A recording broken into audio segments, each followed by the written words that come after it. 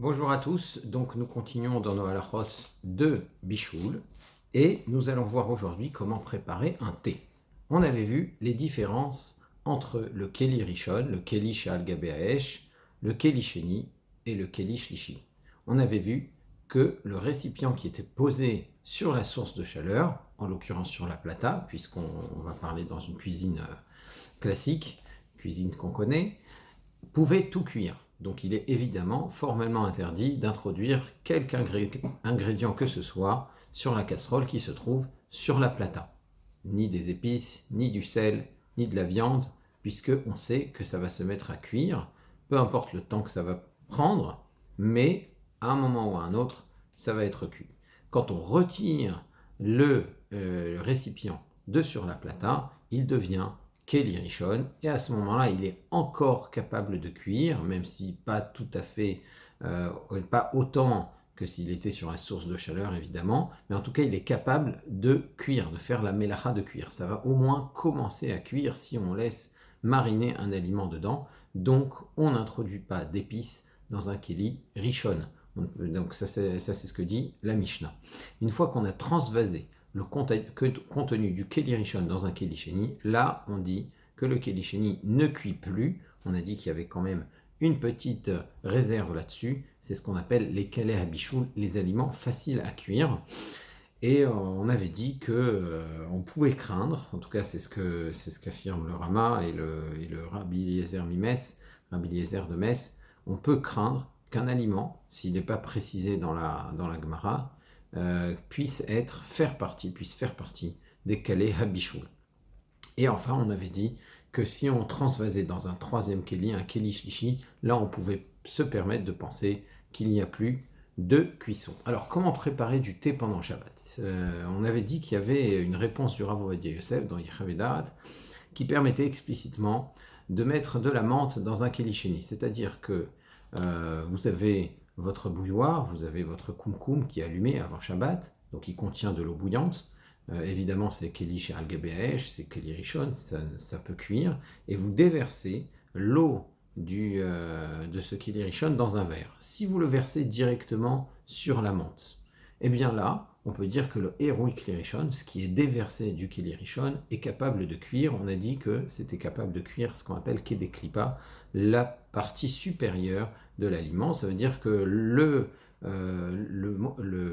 la partie de l'aliment qui va être frappée par le jet d'eau bouillante va commencer à cuire. C'est peut-être indécelable, mais en tout cas, halakhiquement, on considère que c'est capable de cuire, et donc là, c'est formellement interdit. Par contre, si vous avez rempli le verre et ensuite vous introduisez la menthe dedans, là, on peut dire que vous avez introduit la menthe dans un Keli Sheni, et selon la stricte halakha, un Keli Sheni n'est pas Mevachel. On pourrait, selon certains acharonim, notamment le Tzemar Tzedek de Lubavitch, appliquer exactement la même règle pour le thé dans un Keli Sheni. C'est-à-dire que vous remplissez votre verre d'eau bouillante et vous introduisez vos feuilles de thé dans le Keli Sheni. Et là, même si vous voyez la coloration se faire et le goût se répandre, ça ne s'appelle pas du bichoul, ça s'appelle netinat taram, ça va répandre du goût, mais ça ne s'appelle pas du bichoul à proprement parler, de la cuisson. Ça, c'est pour la stricte halakha. Cependant, le Mishnah Berurah et de nombreux acharonim pensent que les feuilles de thé, c'est différent des feuilles de menthe, et c'est peut-être kaleh habichoul. Ça peut peut-être être considéré comme un aliment qui est facile à cuire. Alors pour la menthe, on avait dit que donc Rav Ovadia Yosef permettait. Pour le minhag ashkenaz, ça serait bien aussi de se montrer un peu plus strict, parce qu'on avait dit que le Rama rapportait Rabbi Eliezer Mimes, qui craint les kaleh habichoul, qui craint qu'un aliment fasse partie des aliments faciles à cuire. Donc ce qu'il faudrait, c'est ne pas s'appuyer sur le Keli Sheni, même si pour la stricte halakha, encore une fois, c'est permis. Alors, pour ce qui est du thé, donc encore une fois, le thé, lui, il est un peu différent de la menthe, parce que contrairement à la menthe, déjà, les feuilles sont séchées, et ensuite, c'est réduit en petits morceaux. Donc là, peut-être qu'on pourrait dire que les feuilles, elles sont fines, elles correspondent à ce qu'on appelle facile à cuire. C'est un aliment qui est dak, qui est fin, et peut-être que si on le laisse mariner dans un Keli Sheni, on pourrait parler de cuisson dans un Keli Sheni. Donc c'est un facile à cuire, un kal habichoul. Donc ce que recommande le Yalkut Yosef pour éviter d'en arriver à ce problème de kal habichoul, c'est de recueillir l'eau bouillante dans un verre et de transvaser le contenu de son verre dans un autre verre, dans un deuxième verre. Donc le premier verre est Kelly Sheni est capable de cuire les aliments qui sont ce qu'on appelle Kalé Habichoul, facile à cuire, mais une fois qu'on a transvasé une deuxième fois le contenu de ce verre dans un autre verre, dans un deuxième verre, le deuxième verre n'est plus Kelly Sheni, mais Keli Shelishi. Or, selon le Mishnah Berurah, un Keli Shelishi n'est plus en mesure de cuire et on pourrait donc y introduire le thé et le laisser mariner. Encore une fois, même si vous me dites, mais même dans ce cas-là, je vois la coloration se faire et le goût se propager dans le verre, certes, mais ce n'est pas de la cuisson, c'est ce qu'on appelle encore une fois netinata. Donc, première façon de faire où vous évitez tout problème, c'est ce qu'on appelle le Keli Shlishi, et c'est la façon de faire la plus répandue. Le Mishnah Berurah propose une autre solution. Alors, il ne parle pas du Keli Shlishi, le Mishnah Berurah, certainement parce qu'un bon thé, ça se déguste vraiment avec de l'eau bouillante et ça devrait être au moins Keli Sheni. Peut-être que Keli Shlishi, ça lui paraît pas être une façon raisonnable de préparer du thé.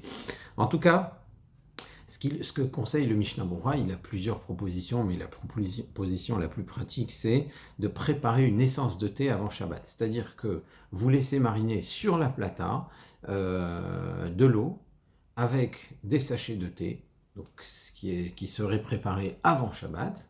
Et donc cette essence de thé est bouillante, elle a déjà cuit, elle est parfaitement cuite, et vous versez de cette essence de thé dans un verre, et ensuite cette essence de thé étant bouillante et étant déjà cuite, vous pouvez verser directement l'eau du Keli Rishon, l'eau de la bouilloire, l'eau du kumkum dans l'essence de thé, et donc vous avez un thé bouillant pendant Shabbat qui est parfaitement méhadrin, c'est-à-dire sans aucun problème de cuisson. Bon, maintenant certains ne vont pas aimer le fait de laisser de l'essence de thé sur la plata pendant Shabbat, mais c'est une solution pour avoir un thé vraiment bouillant.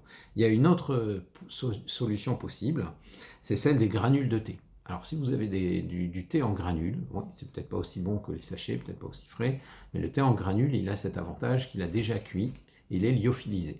On a un principe, on reviendra dessus, Be'ezrat Hashem, que en bichoul achar bichoul, qu'un aliment qui a déjà été cuit, eh bien, le refaire cuire pendant Shabbat, ce n'est pas une melacha, ce n'est pas un travail, ce n'est pas un bichoul. D'accord ? Réchauffer un aliment qui a déjà cuit, c'est réchauffer, c'est pas cuire. Et donc ça pose pas de problème de melacha, et c'est donc permis pendant Shabbat. On pourrait pendant Shabbat verser dans un verre ces granules de thé et verser directement l'eau de la bouilloire dessus. C'est déjà cuit et lyophilisé, il n'y a pas de bichoul, il n'y a pas de cuisson, et donc vous avez un thé, la méhadrine. Donc encore une fois, il y a 4 solutions.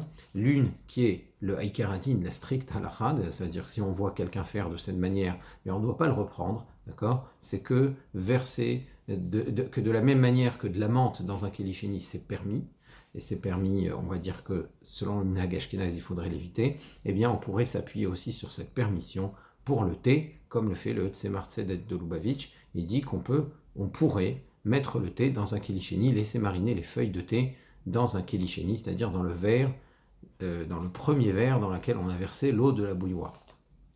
Donc ça, c'est la première solution. Et on a dit, c'est pas génial, mais c'est permis. Par contre, quand vous prenez l'eau de ce verre et vous le versez dans un deuxième verre, c'est un keli shlishi, là vous pouvez mettre vos feuilles de thé sans que ça pose de problème de bichoul. Et donc là, on va dire, c'est la solution la plus simple, la plus facile. Les autres solutions, qui demandent un petit peu de préparation avant Shabbat, c'est celle du Mishnah Berurah, préparer une essence de thé qu'on laisse sur la plata, donc c'est chaud, c'est déjà cuit, et on verse l'eau de cette essence de thé dans un verre, puis on peut verser de l'eau de la bouilloire dessus.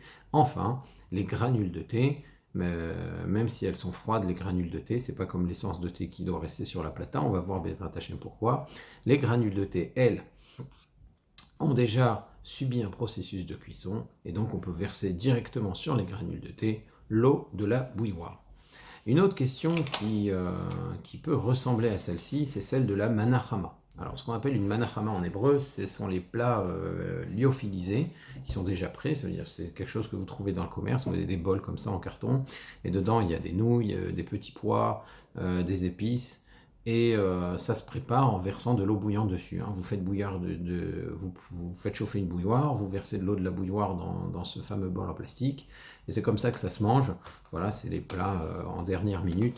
Bon, est-ce qu'on peut se faire une manachama, se préparer une manachama pendant Shabbat?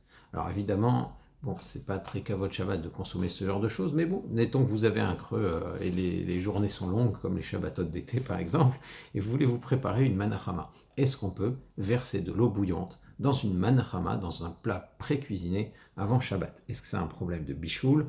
Ou on peut considérer que ces nouilles et ces petits pois sont ce qu'on appelle des calés à bichoul, des faciles à cuire. Bah oui, parce que vous mettez de l'eau chaude, même si vous ne la mettez pas directement de la bouilloire, votre manachama est prête.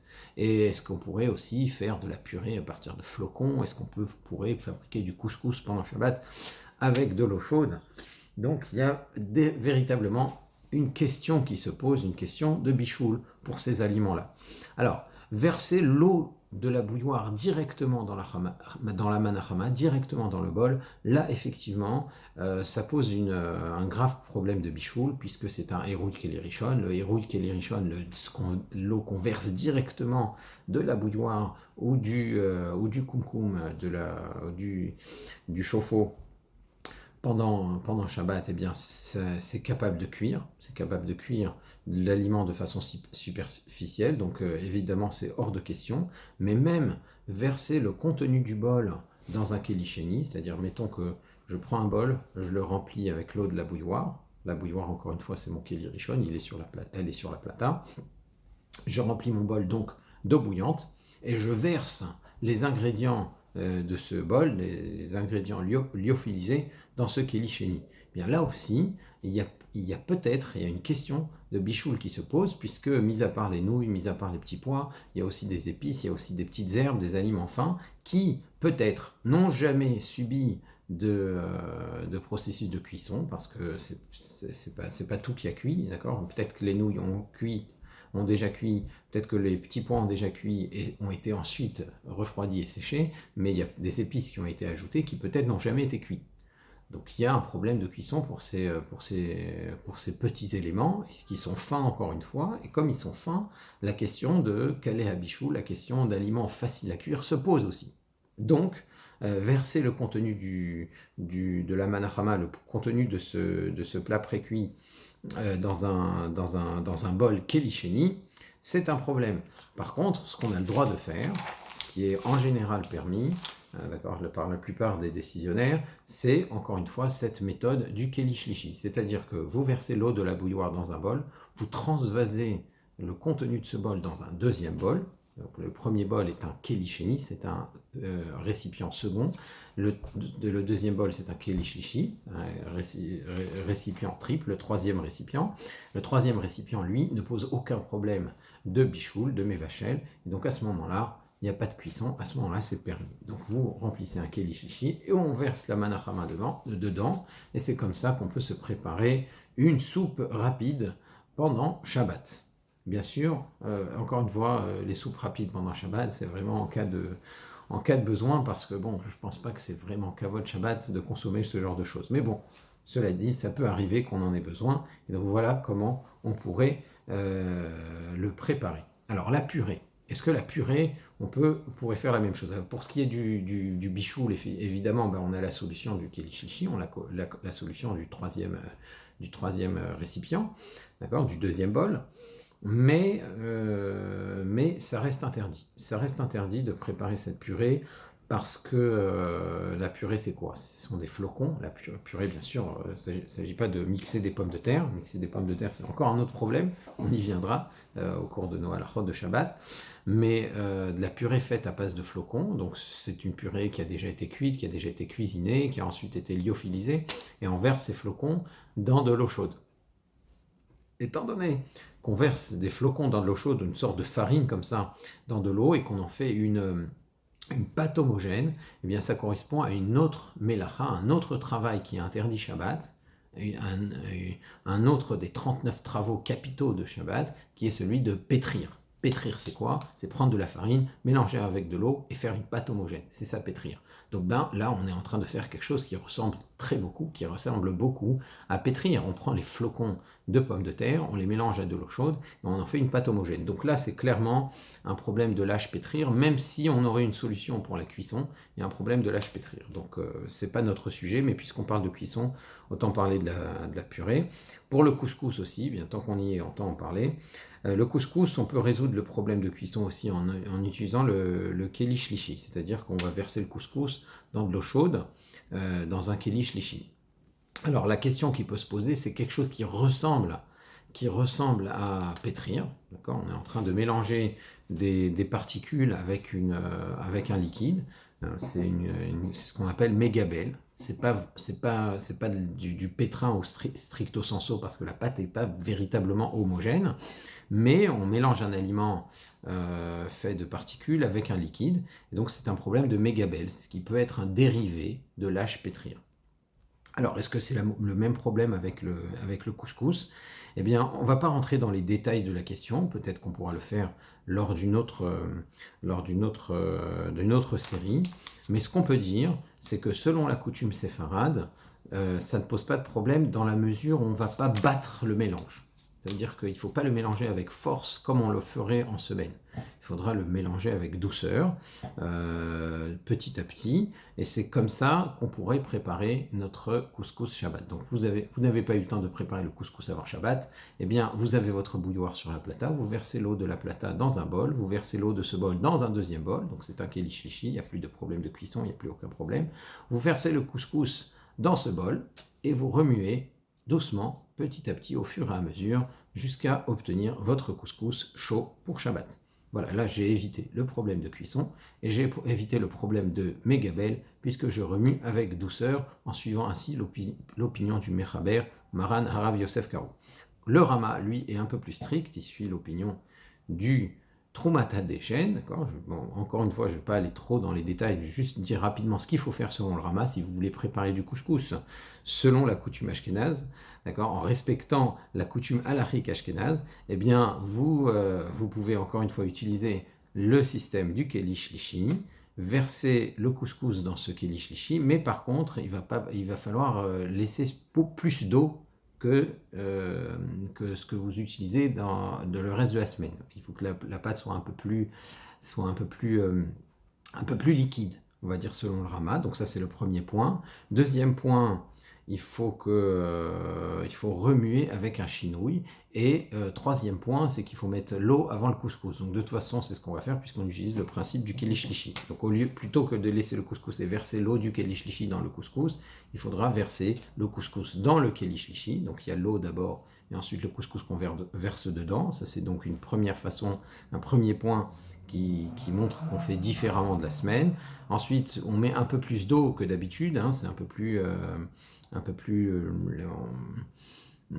soluble que les mélanges de couscous pour faire le couscous le reste de la semaine. Et enfin, on remue avec un chinouille, c'est-à-dire soit avec la main, soit avec des gestes croisés, ce qu'on appelle shetiva erev. Étant donné qu'on fait ces trois changements par rapport à la préparation habituelle du couscous, eh bien, c'est permis à ce moment-là, même d'après la coutume ashkénaze. Alors, il y a juste une note qui est un point important. Il y a des gens qui se montreraient stricts, même avec un keli shlishi. Il faut le savoir. C'est-à-dire, même si c'est un héter, une permission qui est assez répandue, il y a des gens qui considèrent qu'à partir du moment où l'eau est bouillante, tu peux ajouter autant de récipients que tu voudras, ça restera keli sheni. Bon, c'est une opinion, néanmoins, on peut s'appuyer sur le principe du keli shlishi pour préparer, comme on a dit, le thé, pour préparer la manahama et préparer éventuellement du couscous pendant Shabbat. Un autre point qu'on n'aura pas le temps de développer cette fois-ci, mais qu'on développera la prochaine fois, c'est la limite du keli sheni. Est-ce que la notion de keli sheni s'applique à tous les aliments? D'accord. Ce qu'on sait, c'est que keli sheni, ça s'applique avec des aliments liquides, c'est-à-dire que si je verse l'eau de la bouilloire dans un keli, ça c'est dans un récipient, ce récipient est keli sheni, il n'est plus capable de cuire, en tout cas les aliments liquides, et les aliments sur lesquels je suis sûr qu'ils ne sont pas calés à bichoul, faciles à cuire, mais est-ce que ce principe s'appliquerait même pour un aliment solide? Je vous donne un exemple très simple. Si j'ai des pommes de terre, des schnitzels, du poulet rôti qui sont sur la plata, donc ils sont bouillants évidemment, et que je les place dans un autre récipient, est-ce que là aussi ça va être keli Est-ce que j'aurai le droit de saucer mon poulet qui est bouillant, que je viens de retirer de la plata, avec de la moutarde par exemple, alors que c'est dans mon keli? Est-ce qu'on peut dire sur un poulet que le principe du keli s'applique? Bon, on va voir que c'est l'objet d'un débat, on le verra Bezrat Hashem la prochaine fois. Au revoir.